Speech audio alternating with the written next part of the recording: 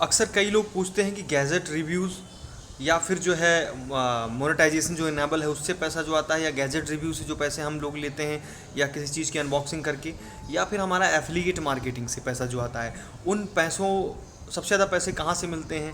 तो उसके बारे में मैं एक चीज़ आपको सबसे पहले बताऊंगा कि एक समय ऐसा है कि आपने जो गैजेट रिव्यू किया उसकी मांग है, वो बहुत बिका, बहुत अच्छी अर्निंग उससे हो गई।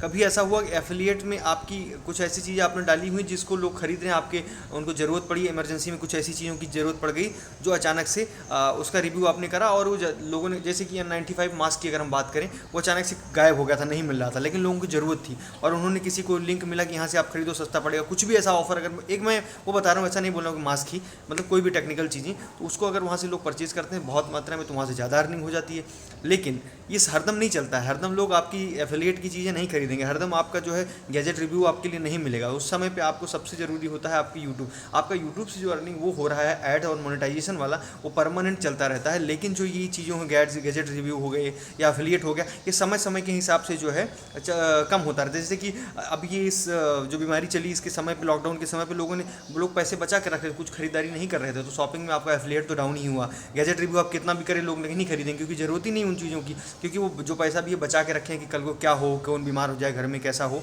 तो इसलिए लोगों ने पैसे बचानी को ज़रूरी समझा, इसलिए लोगों ने ख़रीदा ही नहीं। तो एफिलिएट और वहाँ पे जो है गैजेट रिव्यू जो आपने करा, वहाँ पे वो बिक्री कम हुई, वहाँ से आपको कम अर्निंग हुई, वहाँ से आपको बहुत प्रोडक्ट के रिव्यूज़ मिले भी नहीं। गैजेट रिव्यू की आपके पास ना गैजेट मिलेंगे, ना कंपनी आपको अप्रोच करेंगे ऐड के लिए, तो क्या करोगे उस समय पे। सबसे ज़रूरी होता है कि जो आप जो है आपको ऑटोमेटिकली जो वहाँ पे गूगल से ऐड मिल रहा है या यूट्यूब से या फिर वहाँ से जो ऐड मिल कंपनियाँ दे रही हैं, उसका जो है परमानेंट आपकी इनकम एक बनी रहती है। उसमें भी देखो बहुत लोगों में थोड़ा थोड़ा कमी आई थी, लेकिन उसमें क्या हुआ कि आपका जो कमी आई उसको आपने कहीं ना कहीं से कवर करा, ठीक है। वो मंथली आपका एक वो फिक्स बना हुआ था। लेकिन अगर आपको वहाँ उस समय पे गैजेट रिव्यू मिल रहा था, वो मिलना बंद हो गया लॉकडाउन की वजह से, या आपका एफिलिएट मार्केटिंग जो था वो डाउन हो गया, तो आपके पास कोई चारा नहीं था, ठीक है। उस समय आपका एक खड़ा था, गूगल खड़ा हुआ था, यूट्यूब खड़ा हुआ था, वो आपको इनकम दे रहा था, ठीक है। इसलिए मुझे जो लगता है कि वो परमानेंट जो है वो गूगल से ही सही है।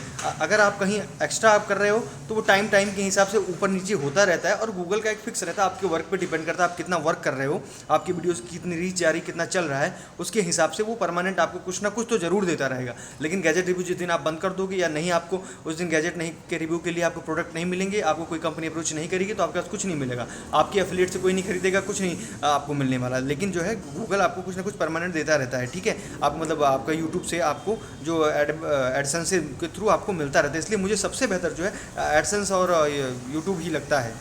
इसमें आप साथ में करिए, एक्स्ट्रा को जरूर